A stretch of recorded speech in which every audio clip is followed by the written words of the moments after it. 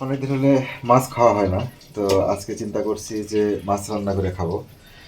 আহ, একটা রুই মাছ কিনছিলাম, তো মোটামুটি 6 পিস নিছি। বাকিটুকু আর আজকে রান্না করবো না, আরেকদিন রান্না করবো। তো মাছগুলো আমি প্রথমে একটু ভালো করে ধুয়ে নিতে হবে আর কি। তো ধুয়ে নেওয়ার জন্য আপনারা লেবু ব্যবহার করতে পারেন, আর হালকা একটু লবণ ছিটিয়ে দিয়ে লবণ দিয়ে ভালো করে ঘষে মাছটাকে ধুয়ে নিতে হবে আর কি। একটু লেবু দিয়ে নেবো, লেবুর রস দিয়ে এটাকে মাখায় নিলে ধুলে এটা আমরা যখন রান্না করব তখন রান্নার যে মাছের যে গন্ধটা, সেই গন্ধটা থাকে না।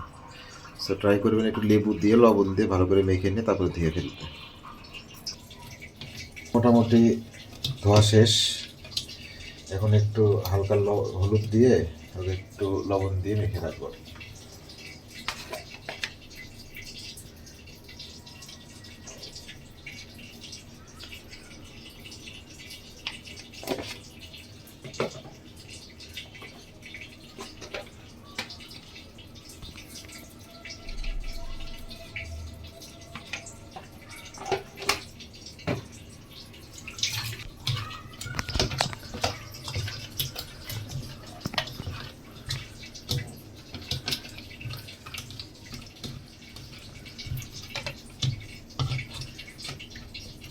মেখে কিছুক্ষণ রেখে দিব। তো রুই মাছ রান্না করার জন্য নিচে হচ্ছে যে মাঝারি সাইজের 4টা পেঁয়াজ, 8-10টা কাঁচামরিচ, 2টা টমেটো, আর 4-5টা আলু নিয়ে নেবেন মাঝারি সাইজের। তো এগুলো নিয়ে প্রথমে স্লাইস করে কেটে নিব।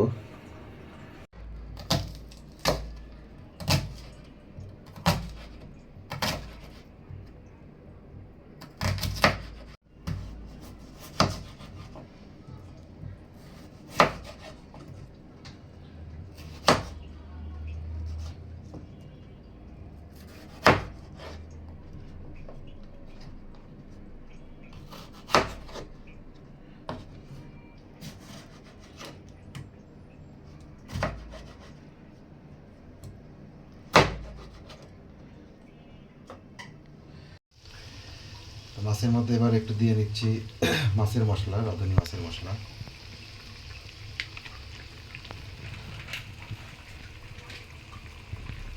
পেঁয়াজটা কষে যখন পানিটা শুকিয়ে যাবে তখন দেখবেন উপরে তেল ভেসে আসছে, তখন বুঝে নিতে হবে যে পেঁয়াজটা মোটামুটি কষানো আমার শেষ।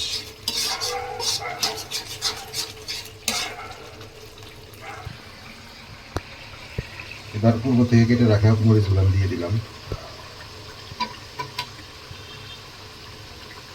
সাথে এবার কেটে রাখা আলুগুলো দিয়ে দিলাম।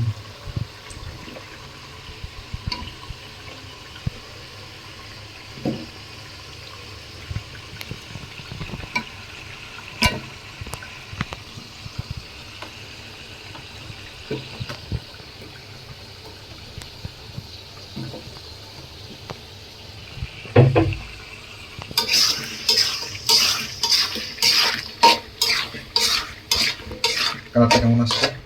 সুন্দর। এখন মনে হচ্ছে তরকারি হয়ে গেছে। খেতে লোভনীয় লাগতেছে না এখনই? একদম লোভনীয়। যখনই খাওয়া যাবে না, কারণ আলু এখন সিদ্ধ হয়নি। আর আলু সহ মশলাটাকে একটু কষাই নিতে হবে, তাতে আলুর ভিতরে যে মাংসটা একটু মানে যে আপনার, তো আলুটা একটু ভালো করে সিদ্ধ করে নিতে হবে এখানেই, মানে একটু নাড়াচাড়া দিয়ে কষাই নিচ্ছি যাতে এই আলুর ভিতরে আমার মশলাটা একটু সুন্দরভাবে ঢুকে যায়। ঘন ঘন একটু নাড়া দিতে হবে, খেয়াল রাখতে হবে যাতে নিচে লেগে না ধরে আর কি। তো কষানো মোটামুটি আমার শেষ, কষানো মোটামুটি আমার শেষের দিকে। এখন আমি এখানে কেটে রাখা টমেটোগুলো দিয়ে দিব। আগে দিলে আবার সবগুলো মানে মিশে যাবে আর কি। তো টমেটো পরে দিলাম, কারণ একটু টমেটোটা একটু আস্তে আস্তে থাকবে, খেতে ভালো লাগবে।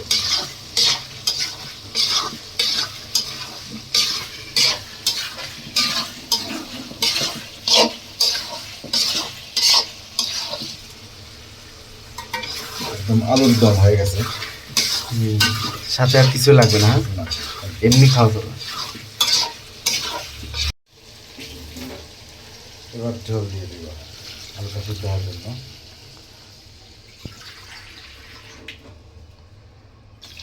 পরিমাণ মতো পানি দিয়ে দিলাম, আলুটা সিদ্ধ হয়ে যাবে, তারপরে মাছটা দিব। মোটামুটি আমাদের পানি শুকিয়ে আসছে, নির্দিষ্ট লেভেলে চলে আসছে এটা।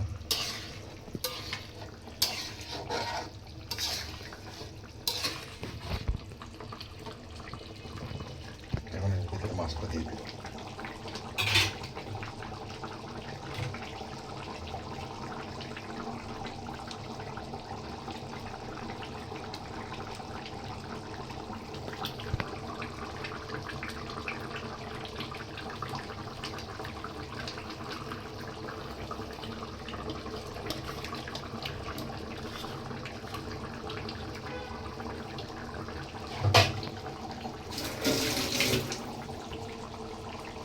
এবার একটু নাড়া দিয়ে মাছটাকে ভিতরে ডুবাই দিব।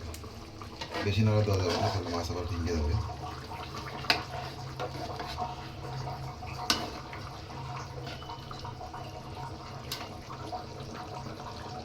এবার 5 মিনিটের জন্য ঢেকে রাখলাম।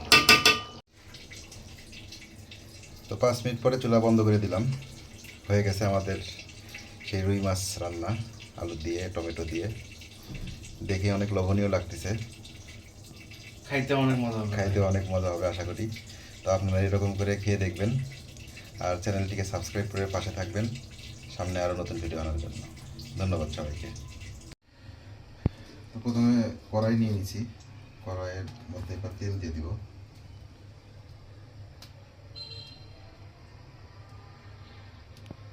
মোটামুটি 120 ml পরিমাণ তেল দিয়ে দিলেই আমার হয়ে যাবে। তো আমি একটা আইডিয়া করে নিয়ে নিয়েছি। তো মানে তেলটা ফুটে মানে একটু গরম হয়ে ওঠার আর কি।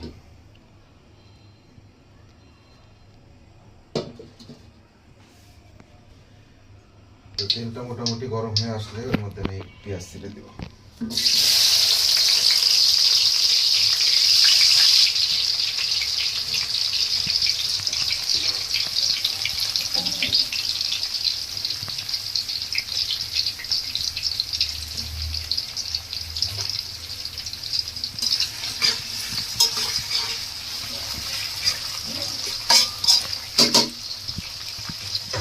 দুই তিনটা এলাচ দিয়ে দিব, 1 চামচ পরিমাণ হলুদ দিয়ে দিব,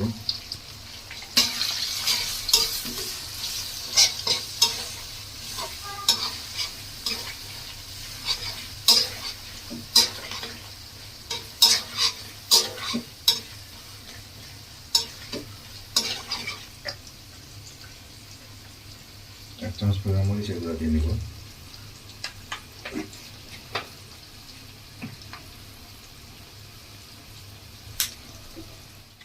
এক চামচ পরিমাণ লবণ দিয়ে নিব,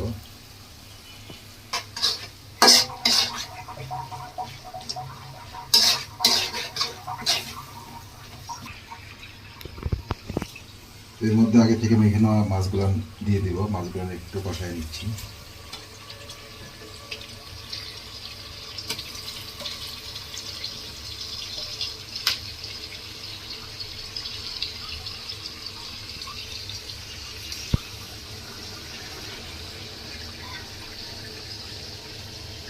মাছগুলো আগেই উল্টানো যাবে না, কারণ আবার এখন উল্টে থেকে নিচে লেগে যেতে। হালকা একটু ভেজে ভাজা ভাজা হয়ে গেলে তারপর উল্টাতে হবে। তো মাছগুলো উল্টায় নিব।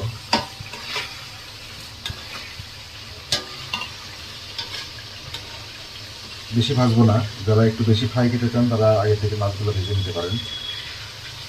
আমরা একটু ভাজা ছাড়াই খেতে পছন্দ করি, তাই ভাজা ছাড়াই করবো। আর এগুলো অন্য কোনো একদিন আমরা ভেজে দেখাবো। বেশি ভাজলে ভাই স্বাদটা, মাছের স্বাদটা ঠিক মতো পাওয়া যায় না।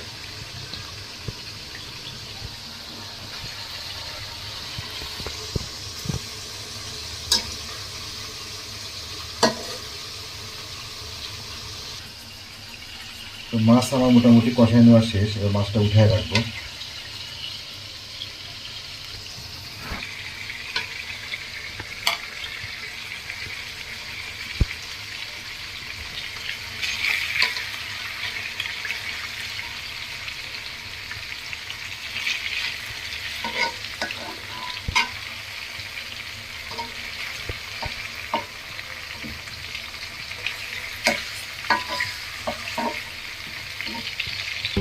রেখে দিচ্ছি এইভাবে, সুন্দর একটা কালার চলে আসছে। সুন্দর। এবার হালকা একটু পানি দিয়ে পেঁয়াজটাকে আরো একটু কষাই নিচ্ছি।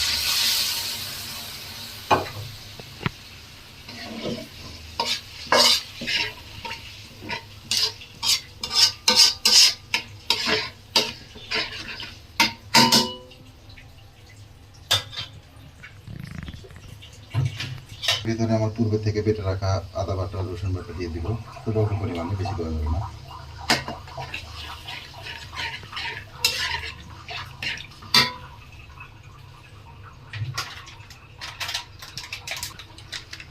রাঁধুনি মাংসের মশলা দিয়ে দিচ্ছি। এটা কাটে